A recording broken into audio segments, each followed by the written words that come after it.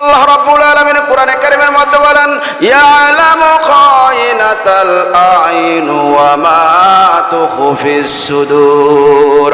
আল্লাহ পাক বলেন, চোখের প্রতিটা খেয়ানত তিনি জানেন, আর অন্তরে যা তুমি কল্পনা করো তা সব কিছু জানেন কে?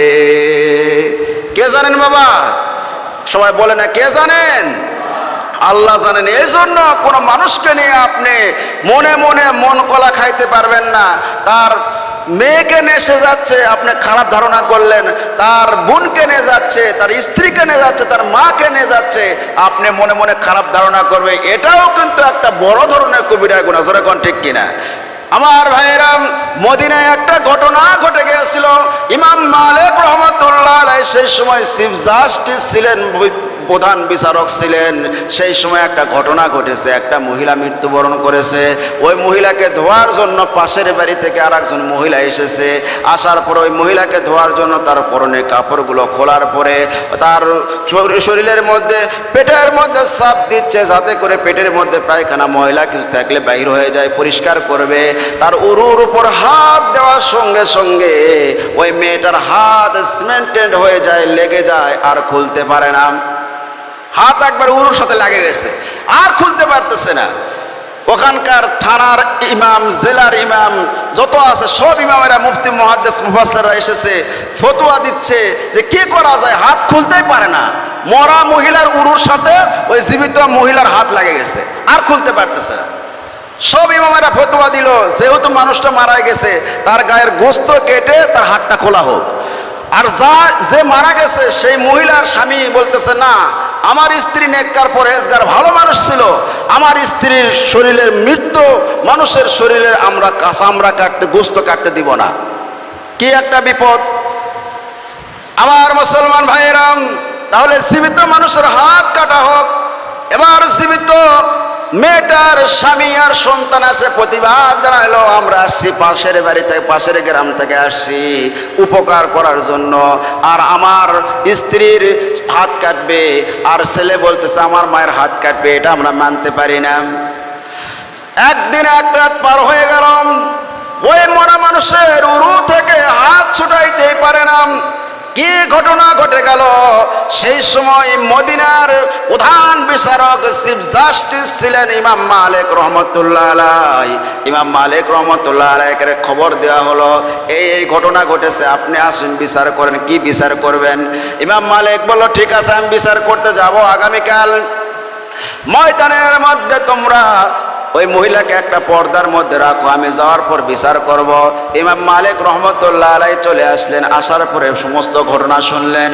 ওই মহিলা বলতেছে যে আমি এরকম পেটের মধ্যে চাপ দেওয়ার পরে তার ময়লা বাহির করে পরিষ্কার করে দিব, তার উরুর উপর হাত দিয়েছি, আর হাতটা সিমেন্টেড হয়ে গেছে, লাগে গেছে, আমি এখন কি করব? সেই সময় ইমাম মালিক রহমতুল্লাহ আলাইহি বলতেছেন, এ মেয়ে, তুমি সত্যি কথা বলো, কারণ হচ্ছে আমার কাছে রাডার আছে, যেই রাডার দিয়ে আমি ভালো মন্দ সব কিছু বিচার করতে পারি।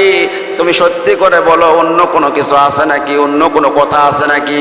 ও তুমি কি করেছো সত্যি করে বলো। মেয়েটা বলতেছে আমি কিছুই করি নাই, আমি কিছুই করি নাই। মেয়েটা কাঁদতেছে আর বলতেছে আমি কিছুই করি নাই।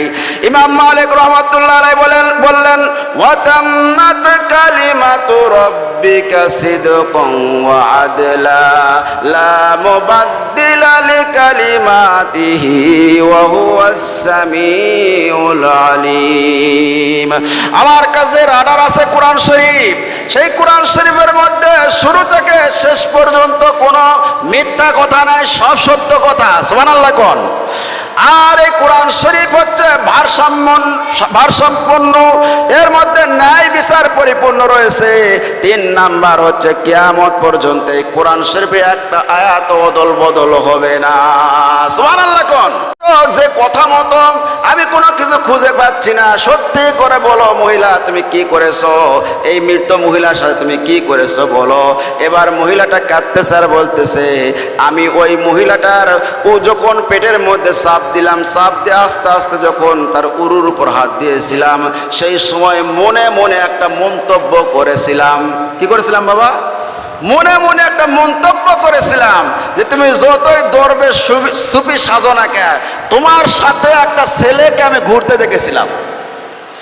আমার ভাইরাম, এই যে একটা মন্তব্য সে করেছে, তোমার সাথে একটা ছেলেকে আমি ঘুরতে দেখেছিলাম, এই কথা বলে উরুর উপর হাত দিয়েছে আর হাত লেগে গেছে। আমার ভাইরা, আসলে কোন সময়, কোন দিন, কোন টাইমে ঘটনা ঘটেছে, সেই সময় স্বামীকে আর ছেলেকে ডাক দেওয়া হলো।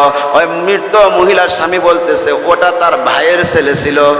কার ছেলে ছিল? ভাইয়ের ছেলের সাথে ঘুরলে সমস্যা আছে? জায়েজ আছে না নাই? আমার ভাইয়েরা, ওই যে একটা মন্তব্য করেছে, এই মন্তব্যর কারণে তার হাত উরুর উপর লেগে গেছে। এইরকম আমরা অনেক মানুষকে খারাপ খারাপ ধারণা করি, মন্তব্য করি। আল্লাহর কোরআনের আয়াত, যদি আল্লাহর কোরআনে আইন থাকতো, কার কত কিছু লাগায় যাইতো, জোরে কোন ঠিক কিনা? আমার ভাইয়েরা, এবার ঘটনা ঘটে গেল। ইমাম মালিক রহমাতুল্লাহ আলাইহি বললেন, কোরআনে কারীমের একটা আয়াত বললেন, ইয়াকসিব খতিয়াতান আও ইসমান সুম্মা ইয়ারমি বিহি বারিআন ফাকাদ ইহতামালা বুহতানাও ওয়া ইসমান মুবিনা।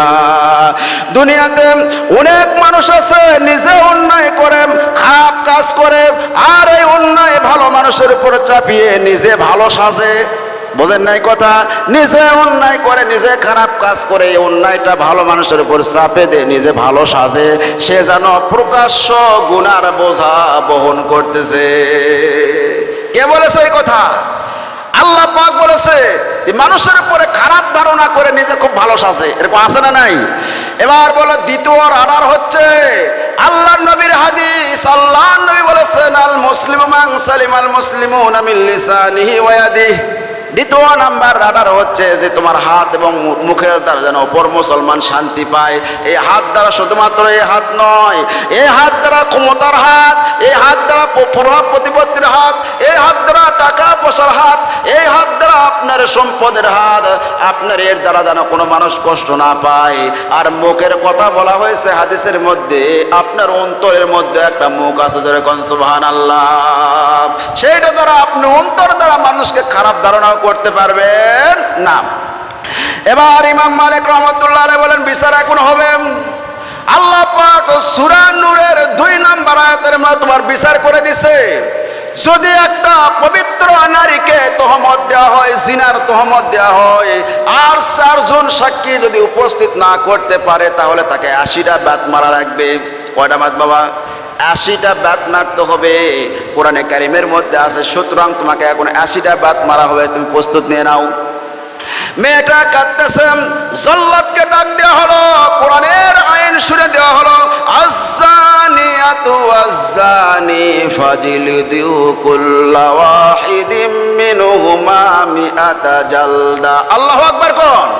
কোরআনের যদি আইন থাকতো, একটা জিনাকারীকে যদি বাইতুল মুকাররমের সামনে, যদি ইন্টারনেট, ফেসবুক, ইউটিউবের মধ্যে, টিভির মধ্যে সম্প্রচার করা হইতো যে একটা জিনাকারীকে সবার সামনে, সকল দর্শকের সামনে, হাজার হাজার মানুষের সামনে তাকে ফাঁসির কাষ্ঠ ঝুলান্ত হচ্ছে, তাহলে আর জিনাকারী খুঁজে পাওয়া যাইতো না, জোরে কোন ঠিক কিনা? কিন্তু দেখা যায় এই গেট দিয়ে ঢোকে, ওই গেট দিয়ে বের হয়। এই জন্য 6 বছরের মেয়েরা পর্যন্ত ধর্ষিতা হচ্ছে, জোরে কোন ঠিক কিনা? আমার ভাইয়েরা, কি ঘটনা ঘটে গেল। এবার যখন দাঁত মারতেছে, দাঁত মারতে মারতে 79টা বাড়ছে। কয়টা? কোরআনে বলছে 80টা বাত মারতে হবে। এবার 79টা বাত মারছে, কিন্তু হাত ছোটে না, উরুর সাথে লাগে আছে। ইমাম মালিক এবার জল্লাদ বলতে, হুজুর আমি তো 79টা বাত মারে ফেলছি, আর একটা মাত্র বাদ আছে। ইমাম মালিক বললেন যে আমি তো আর কিছু খুঁজে পাচ্ছি না, কোরআনের মধ্যে একটা বিচারই খুঁজে পেলাম, আমি তো আর কিছু খুঁজে পাইতেছি না।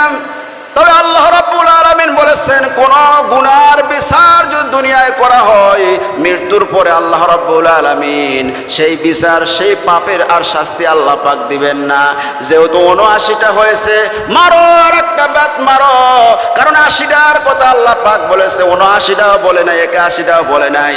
মেরে দেওয়ার একটা চামড়ার চাবুক দিয়ে যখন মহিলাকে আর একটা বাত মারলো, মারার সঙ্গে সঙ্গে তার উরু থেকে হাত ছুটে গেল। আল্লাহু আকবার কোন? আমার ভাইরাম, এই জন্য আসেন, আপনি যেখানেই থাকেন, যে অবস্থায় থাকেন, মানুষকে কোনো সময় খারাপ ধারণা করা যাবে না, মানুষের উপরে খুব ধারণা করা যাবে না। মানুষের উপরে আপনি খারাপ ধারণা করবেন, এতে আপনার লাভ কি? আপনি যদি কোনো মানুষকে তহমত দেন, কোনো মানুষকে যদি আপনি এরকম গীবত করেন, গীবত করলে এক শাস্তি, তহমত করলেও শাস্তি আছে।